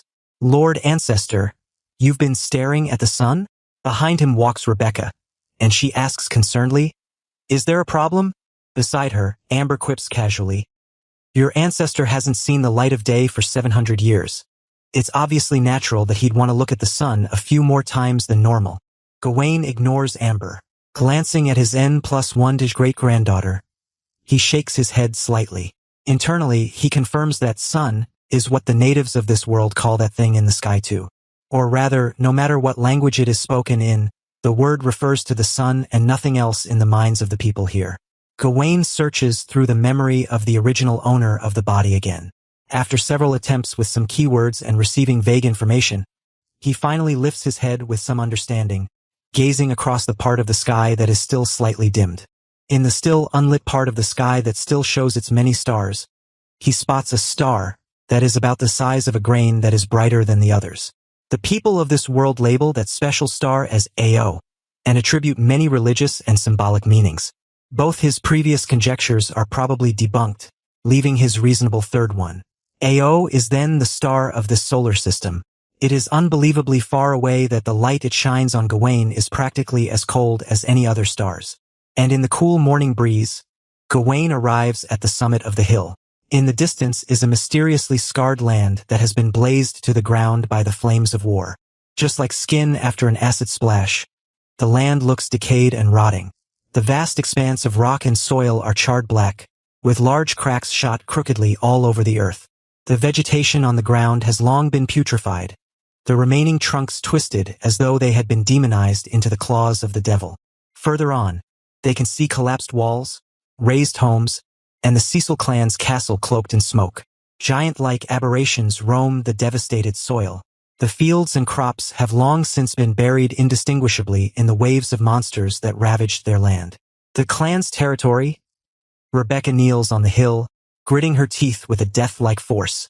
Her eyes are rimmed with red, and tears from fury or sorrow circle in them. She has just become the head of the clan, but has lost seemingly everything before she could even get used to being its leader. This is how the land looks like after it has been ruined by monsters. Gawain sighs. The Gondor Empire back then was devastated like this within and without. I'd predicted that the decay would have remained in the wasteland of the old empire. Instead, new decay appeared in the realm of civilization again. Amber breaks out in cold sweat. By the god of shadows, we've been surrounded by those things. Heidi ponders the clan's chances of recovery. Can it still be saved? No, Gawain shakes his head. You didn't block the advance of the monsters. They have already formed group resonance, and the elemental contamination caused by the demonic tide is irreversible. Even if all of the aberrations are destroyed, the pollution entrenched in the land will remain for quite a long while. How long will it last? Heidi seems to refuse to lose hope. Has civilization returned to the Gondor Empire? Gawain asks a seemingly unrelated question. It is still devoid of life. No one dares to tread on the land on the other side of the Great Barrier. Gawain shrugs. Then it looks like the decay of the Cecil territory would continue for at least 700 years as well. Rebecca and Heidi stare at this ancestor, a little stunned. They cannot understand how this great figure, the pioneer of the Cecil clan, can be so composed in the face of monsters destroying the last of the family's land. He is neither furious nor sorrowful, as though he is watching something that has nothing to do with him. This attitude scares them a little. However, Gawain quickly notices the gazes of the pair and volunteers. What's the matter? Lord Ancestor, are you not angry? Rebecca asks timidly. This is the last of the Cecil clan's land. Gawain is stunned. He realizes instantly that he is not fully immersed in the role he is supposed to play, and has tripped up. He hastily puts on a straight face and conjures all of his acting skills and says, "Dwelling on such things is of no use. Gawain Cecil is a pioneer, and every inch of family land and wealth was built from scratch by me. If the land is gone, it's gone. At worst, we can always find new land to settle on. What's the use of brooding over this?" Heidi and Rebecca nod hurriedly. As they do so, their hearts fill with admiration for their ancestor. He is as legendary as they say, and his worldview and breadth of mind is indeed different. for he does not know that all the available land has already been split between all the current aristocrats, and the unclaimed lands are the ones that are devoid of life and forbidden areas. So where is this ancestor going to claim land from? There's nothing else to see here. The next thing we have to do is plan our itinerary.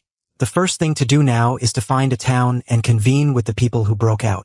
Taking advantage of the influence he has as their supposed ancestor, Gawain changes the subject swiftly. I remember a night Philip breaking out with a group of people. Do you have an agreed upon meeting place? Rebecca answers quickly. We plan to meet at Tanzan town up north. If Tanzan was also attacked by the monsters, they would continue north along King's Road. Gawain nods and is about to set off when a strange feeling makes him stop in his steps. After a moment of pause, he and Knight Byron shout out almost at the same time, "Duck! Hide!" Even though they do not know why, Rebecca and Heidi still flee with Knight Byron to the protection under a large rock nearby. Amber has already vanished into some cranny of darkness the moment Gawain opens his mouth. Gawain himself takes cover behind Rebecca. However, he notices that the lost little maid Betty is still grasping onto her saucepan with a blank expression, and darts out to pull her back. Almost in the next instant, a sense of oppression seems to descend from the sky upon them. In the rising brilliance of the great sun, an elegant and enormous creature sails across the sky slowly. It is a gigantic dragon that spans over 10 meters. In her panic, Heidi subconsciously casts a third-level spell of position distortion, hiding everyone's figures, though she is not at all sure that this shallow spell could fool the eyes of such a legendary creature. However, the humongous dragon does not notice the people on the ground, or maybe just disdains to notice them. He or she only flaps their wings languidly, sweeping across the sky with grace and majesty, its eyes reflecting the Cecil territory that has been ruined by the dark wave.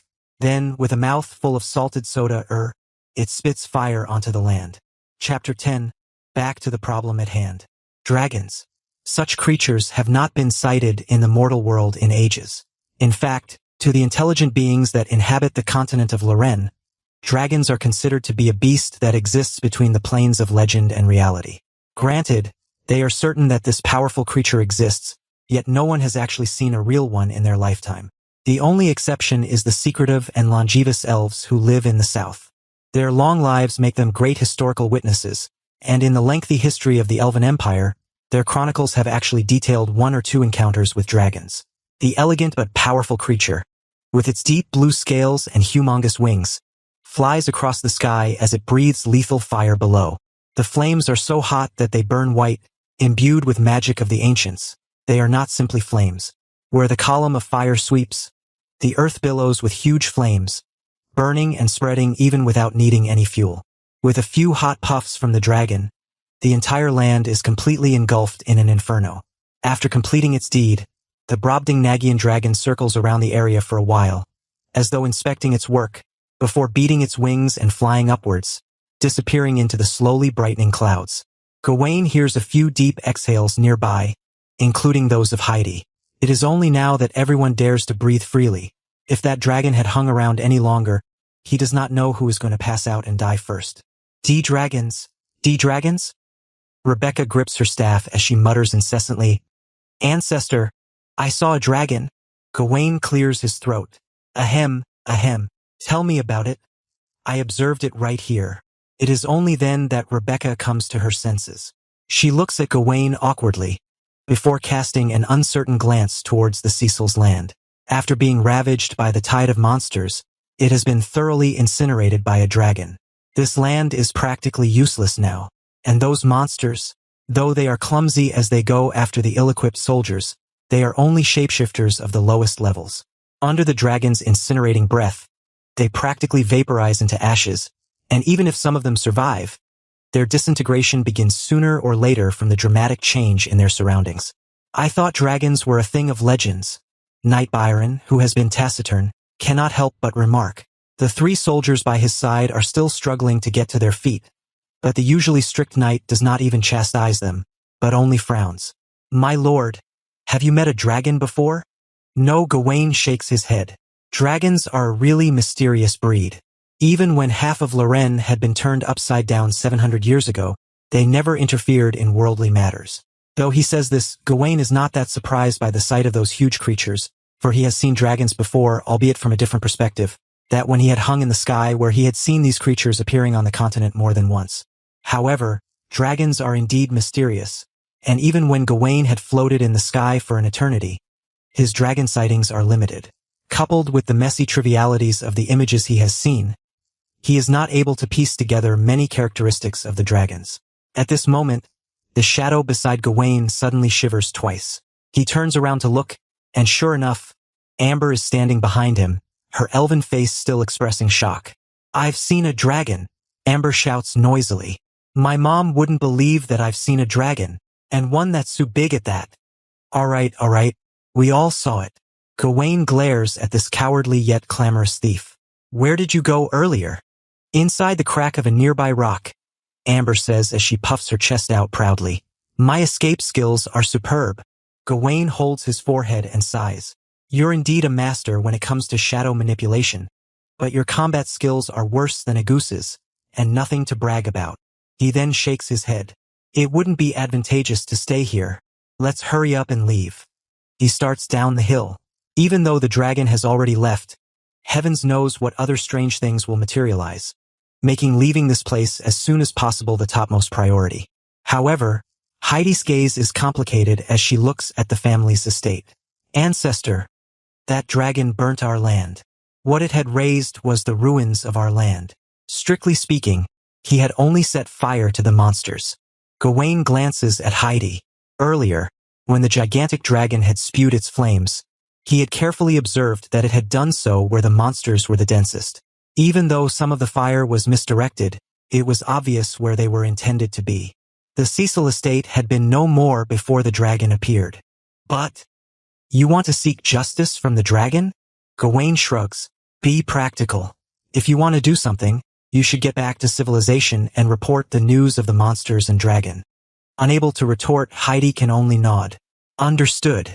Actually, Gawain knows how Heidi is feeling. The Cecil estate had been her home, the place where she grew up in. Even though her hometown had been razed to the ground, she would not be able to forget it easily. She would at least feel a little uncomfortable about the dragon incinerating what was essentially ruins, even if it had done so to eliminate the monsters. After all, it could be considered as desecrating the dead. However, even though he understands her feelings, Gawain feels it difficult to feel this way. After all, he was not even the Cecil clan's ancestor, Gawain Cecil, before he climbed out of the coffin. With mixed emotions, the band leaves this area and faces their next obstacle, a densely wooded forest. With staff raised in one hand, Heidi draws some kind of runes in midair. She then looks towards the dense forest and says, "We can only reach the main road through this forest. That's the only way we'll be able to reach Tanzan." Gawain's face is brimming with curiosity and envy, even as he tries to mask it, as he stares at the glowing runes above Heidi's palm. Magic does seem like a convenient thingy. "Ancestor." Heidi looks a little confused, before her expression morphs into one of terror. "Have I displeased you with my magic?" Gawain is surprised. "Ah, why would I be displeased?" Heidi explains a little anxiously. "Knights have always been the foundation of the Cecil clan. The orthodox path for members have always been of martial arts and knighthood. Rebecca and I have become mages instead. If it was 100 years ago, it would have been a problem for us to get a foothold in the family, let alone been able to inherit the right to rule. It's just that, ever since that incident that happened 100 years ago, the clan's reputation had taken a nosedive, and with the population growing scarce, there was a lack of disciples with extraordinary strength, which meant that we could only get recognition outside of being knights. But no matter what, this has violated the family's rules." Gawain returns. Who came up with such a silly rule? As an open-minded person, he has always detested pedantry for rules. However, as soon as he utters these words, the atmosphere suddenly becomes weird. Knight Byron immediately pretends to tie his shoelaces, even though he is wearing iron boots, and Heidi freezes on the spot, while Rebecca raises a timid finger to Gawain himself 2 seconds later. Gawain is speechless, going through his memory of that year. That had indeed happened. The youthful and proud hero, Gawain Cecil, had been drinking in light of their triumphant establishment of the Anzu kingdom with Charlie I. Both the close friends had tooted their own horns and discussed what the world would then become. During that year, they had painstakingly led their clansmen to escape to the north, and had now become pioneers and founders. They predicted that they would become the first wave of aristocrats, and so long as they lived and had descendants, this posse of founding noblemen would be able to continue their lineage and become ancient families with a wealth of heritage. The inebriated pioneers of the kingdom huddle together, wondering whether they should codify a set of rules and family precepts so their descendants won't forget the spirit of these forefathers. As the pioneers of the pioneers and founders of the founders, Gawain Cecil and Charlie I are looked to for example. Gawain Cecil, 700 years ago, gulps a mug of strong beer, eyes the knight's sword at his side, and raises a hand to pen a line.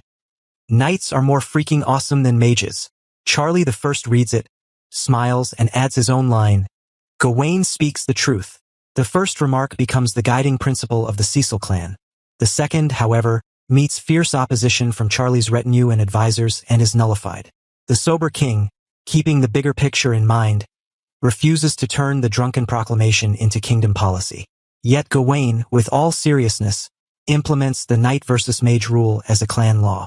Later, Gawain emerges from his memory bank, casts an awkward glance at Heidi and Rebecca, and sighs. I was drunk then. Just pretend that there was no such rule. Heidi and Rebecca can only respond with silence. At that moment Amber's stomach growls. Though I know it's kinda inappropriate to break this to you when you're enjoying your quality family time. The half-elf girl says, rubbing her tummy. But I'm a little hungry. Her rumble triggers a chorus of stomachs, Gawain's included. Only then does Gawain realize no one has eaten since they surfaced from the darkened crypt, and he himself has gone the longest without food. So long that the last time he chewed a bite, the monkeys on Loren had not yet learned to walk upright. Chapter 11. Long Road Ahead. Venturing out in the other world is not quite a romantic affair. Between those exciting relics, magic, monsters, and stories of heroes, there are more practical problems that have to be faced, such as eating and sleeping in the wild. The journey to escape was rushed, especially when the castle was breached, and the remaining few guards fought to the very end. No one had the time to prepare a bag full of rations coming out of there. Moreover, the place where they had set off from was the ancestral tomb, and that seemed like no place for food to be stored. So, when Amber is hungry, everyone becomes aware of the real problem at hand. They are surrounded by barren land with not a single patch of grass in sight. Opposite of the hill is Cecil territory, which has been turned into a fiery wasteland. But there is a dense forest a little further down the hill. In the magic medieval world, forests outside the town areas are synonymous with danger. The places where the lights of civilization cannot reach have nothing besides beasts, robbers, and monsters. But it also means that there is more food in the forests. Moreover, in order to reach Tanzan town in the north, they have to pass through this dense forest. The group finds a flat and open place to rest near the edge of the forest. Then they begin assigning people to search for food. Gawain first glances at the dunce-like maid. The young lady called Betty has a presence that is hardly felt. But she is quite bold. Back when the dragon flew past, she does not come out crying out of fright. Of course, she could also have been scared silly, thus explaining her lack of reaction. The young lady is still grasping the saucepan tightly as she stands there nervously. Noticing Gawain looking at her, her neck cringes slightly. Betty, Heidi, Rebecca, the three of you will stay here. Byron, you stay and keep guard, Gawain says. The rest will go hunting with me. That includes you, Amber.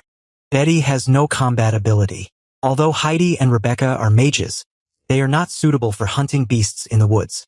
Besides, they have already used up lots of energy. Since the battle in the castle, they have not had a chance to meditate and restore their energies. This is a critical problem for spellcasters as they need to be in a healthy state of mind to use their powers.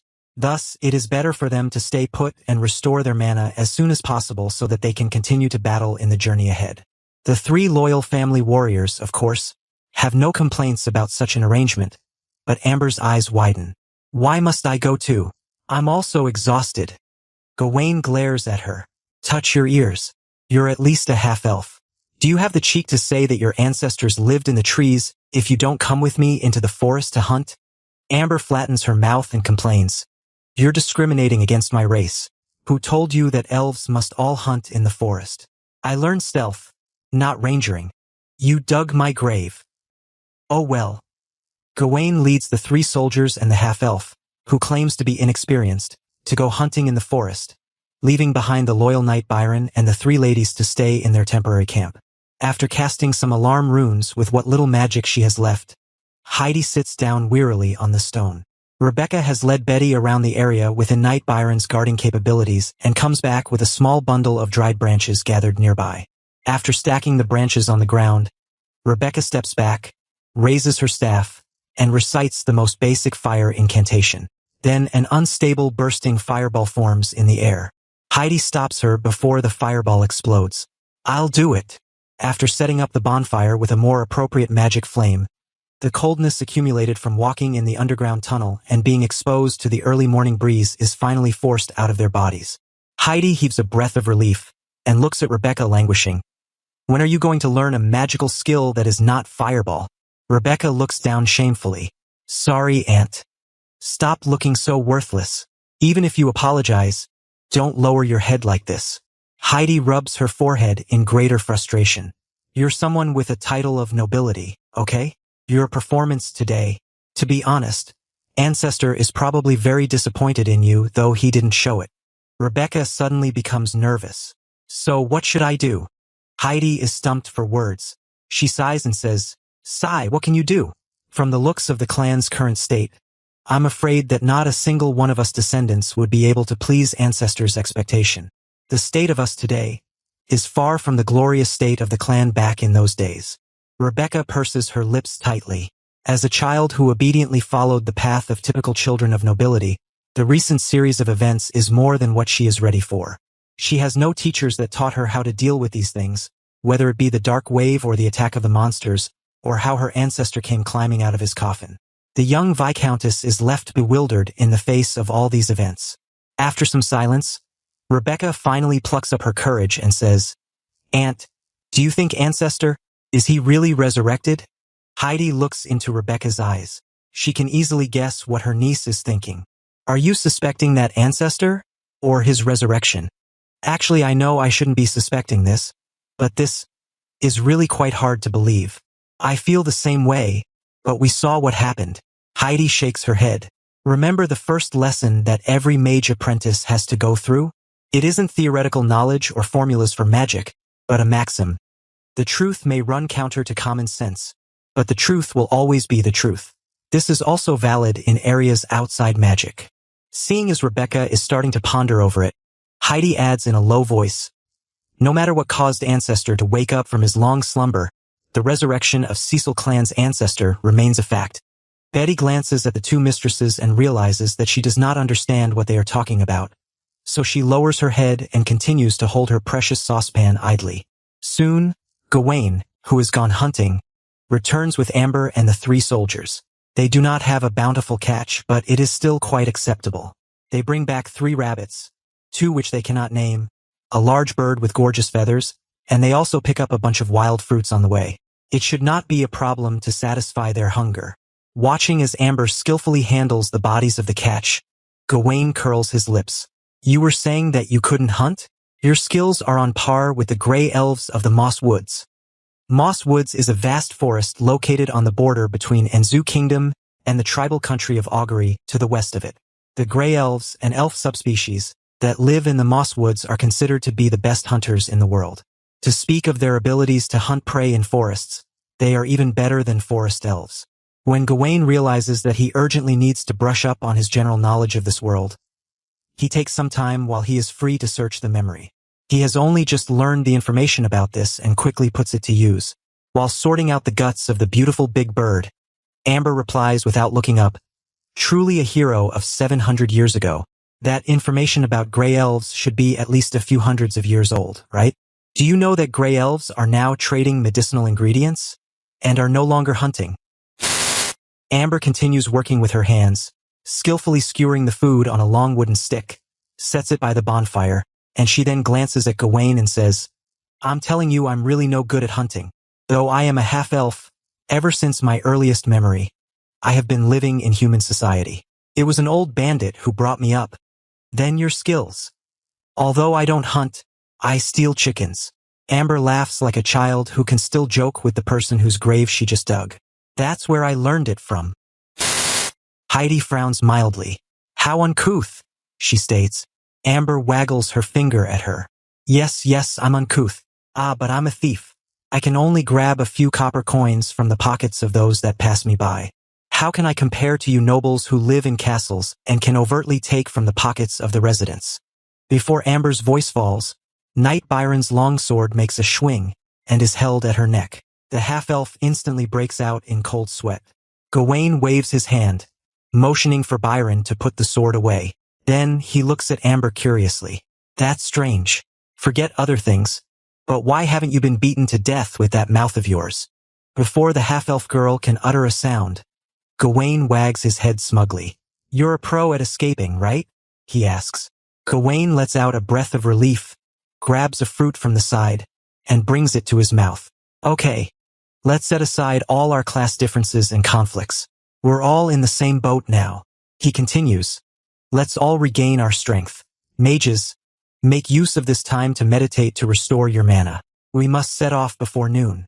We have already spent a night underground, and we must not waste the day ahead. Rebecca glances at her maidservant. Betty, put that aside for now, she says kindly. You're not going to use it now. Betty looks from her mistress to the pan in her hand, hesitating. Gawain is curious. Speaking of which, why do you keep holding this pan? He asks. Betty is a little scared of Gawain. Her neck cringes as she clutches the handle of the pan tightly. Madame Hanson told me that I'll be responsible for frying sausages and bread. Using this pan, she explains. Heidi whispers to Gawain. Madame Hanson is in charge of the kitchen in the castle, but she's dead. Gawain sighs as he looks at the young lady with freckles on her face. This pan is yours, and it'll always be yours, he tells Betty. Now you can set it aside and come over to eat.